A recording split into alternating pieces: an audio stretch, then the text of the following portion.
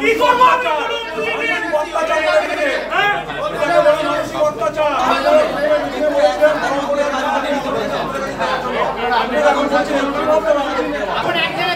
কোনো সব ফর্ম বিলি হয়নি, কালেকশন কি করে হবে? কার্তিক পুজো ফর্ম বিলি হয়নি, সেখানে কালেকশন করতে কার্তিক পুজো, তারপরে এক একটা এন্ট্রি করতে গেলে 15 মিনিট করে টাইম লাগছে। 1100 ভোটার কি করে এন্ট্রি করবো? আমার না আছে স্নান, না আছে খাওয়া, আমার ফ্যামিলি লাইফ শেষ হয়ে গেছে। আমি কালকে ভাবছিলাম যে আমি গলায় দড়ি দিয়ে চলে যাবো, আমি ভাবছিলাম গলায় দড়ি দিয়ে চলে যাবো। আমি এদেরকে মেডিকেল দিচ্ছি, তাও আমাকে ডিউটি করতে হচ্ছে। আমার চাকরি দরকার নেই, আমাকে সকস করুন, আমাকে মেরে ফেলুন, আমাকে গুলি করে দিন, আমাকে মেরে ফেলুন। আমি অসুস্থ, অলরেডি অসুস্থ। আমি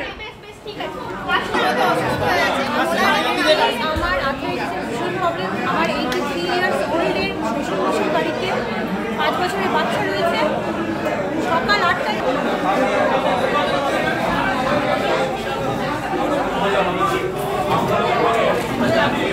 আপনি বেশি অসুস্থ হয়ে যাবেন, শান্ত হন, সকাল আমরা বাসে না করবেন। প্রবলেম আমাদের কাটোয়াতে কার্তিক পুজো, আমরা ফর্ম বিলি করেছি সব, অসুস্থ হওয়া সত্ত্বেও আমরা রিলিফ পাইনি, ফর্ম বিলি করেছি। এবার কাটোয়াতে কার্তিক পুজো, সেই ফর্মগুলো কালেক্ট করতে হবে। আমার পার্টে 1093 ভোটার, সেইগুলো একটা একটা করে ফর্ম এন্ট্রি করতে হবে বিএলও অ্যাপে।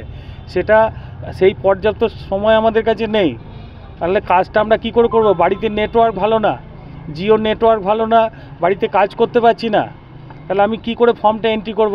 আমাদের রিকোয়েস্ট যে আমাদের যাদের 600-র ওপরে যাদের ভোটার, সেখানে আমাদের একটা করে ডিও সাপোর্ট দেওয়া হোক, তাতে আমরা ফর্মটা কষ্ট করে কালেক্ট করে এনে যাতে তার কাছে দিতে পারি, সে আমাদের ফর্মগুলো এন্ট্রি করে দেয় প্রত্যেকটা ইলেক্টরের নির্ভুলভাবে।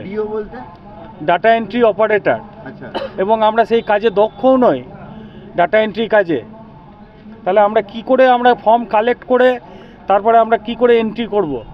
আমি নিজেই অসুস্থ, মেডিকেল সাপোর্টে আছি। কাকে জানালেন এ বিষয়ে মহামান্য বিডিও সাহেবকে, এসডিও সাহেব যারা এখানে উচ্চপদস্থ আছে তাদেরকে আমরা জানিয়েছি, কিন্তু এখনো তারা এখনো আমাদের কোনো সদুত্তর কিছু দেননি। কি চাইছেন আপনারা? আমরা চাইছি যাদের 600-র ওপরে ভোটার তাদের একটা অ্যাডিশনাল সাপোর্ট দেওয়া হোক, যাতে আমাদের কাজটা সুষ্ঠুভাবে সম্পন্ন হয়।